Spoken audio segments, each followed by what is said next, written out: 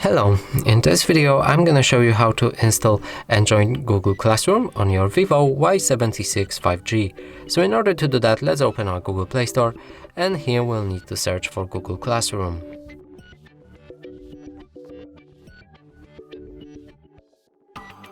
Hit the search button, and from here select this app, click install.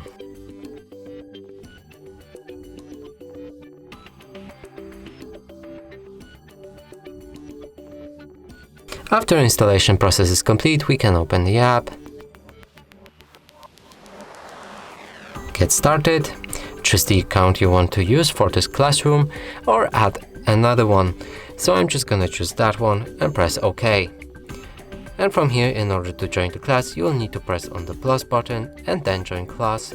Here you will need to enter the code for the class, which you should be provided with, and after doing so, simply press join, and you'll be joined with a class. That's it for this video. Hope you like it. Please consider subscribing to our channel, leave a like and a comment below.